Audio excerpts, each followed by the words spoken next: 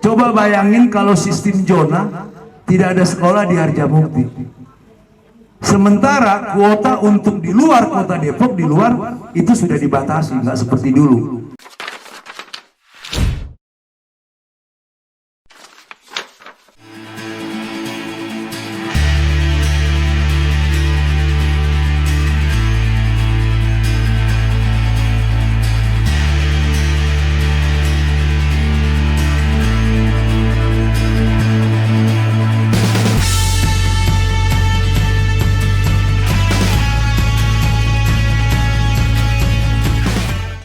Di Demokrat, saya dipercaya dari zaman Pak SBY, saya dipercaya jadi ketua Partai Demokrat Kota Depok. Saya lah ketuanya.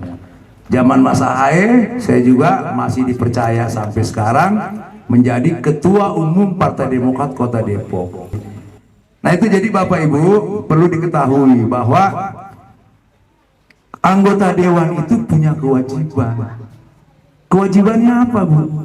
Ikut mensejahterakan masyarakat, ikut membantu apa yang menjadi kebutuhan masyarakat. Itu kewajiban anggota dewan, Bu, dan itu disumpah Bapak Ibu.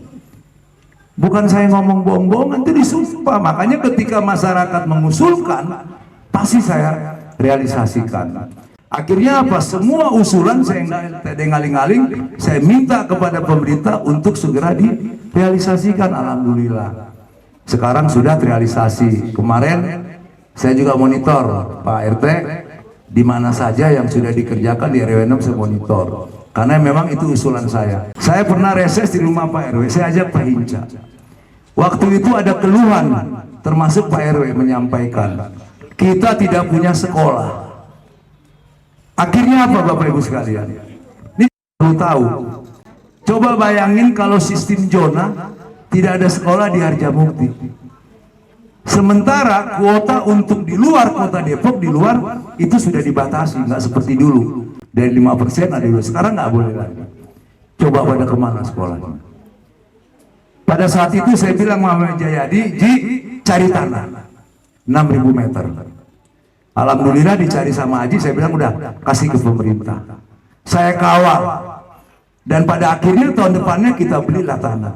Alhamdulillah sudah jadi yang namanya SMP 23. Kebantu nggak Bapak Ibu sekalian? Kebantu. Karena sistem zona. Begitu juga puskesmas yang ada di Harjamukti. Itu dulu saya kumpulin yang namanya Samuid, Lurah, Camat, Usman, saya kumpulin sama Dokter Rahma. Karena dulu yang minta ke saya Dokter Rahma. Langsung kita ke lapangan pada saat itu. Setelah itu kita ngomong sama tokoh-tokoh, sama jadi termasuk Haji Cuna untuk masyarakat bikin tanda tangan. Alhamdulillah sekarang sudah dibangun. Nah itulah tugas kami sebagai anggota dewan. Karena kebiasaan pemilu dianggap kebiasaan. Jangan Bapak Ibu. Pemilu itu harapan. Harapan.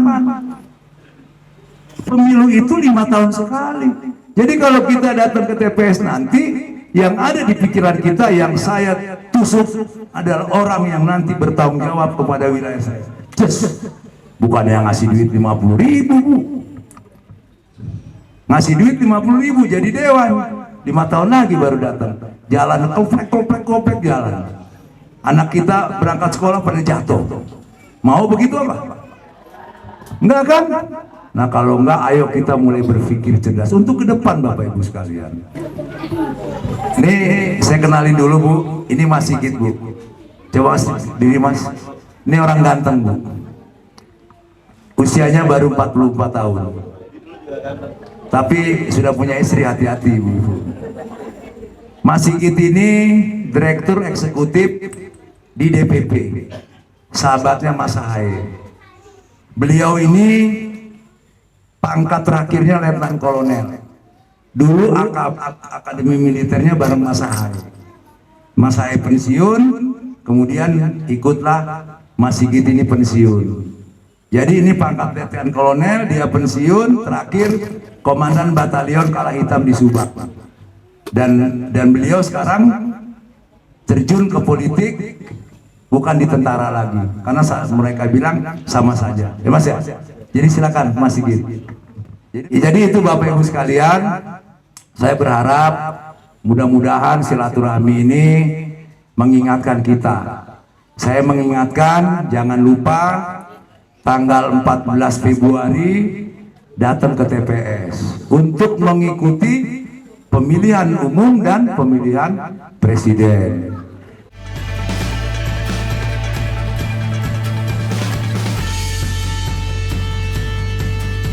Dan alhamdulillah saya sangat bersyukur Pak Edi sudah berkenan mengundang saya. Terima kasih juga Pak RT dan warga sekalian sudah berkenan mengundang saya untuk hadir di acara silaturahmi dan juga pendidikan politik untuk para kader sekalian. Padahal prosesnya untuk menjadi anggota dewan, prosesnya untuk memperkenalkan diri, bersilaturahmi dengan masyarakat ini luar biasa. Ya, apalagi nanti setelah beliau-beliau ini menjadi wakil kita semuanya, tugasnya juga panjang. Tugas kita hanya 1 hari, ya, pada saat tanggal 14 Februari ini. Para anggota dewan tugasnya 5 tahun berikutnya, Bapak dan Ibu, memperhatikan nasib Bapak dan Ibu semuanya.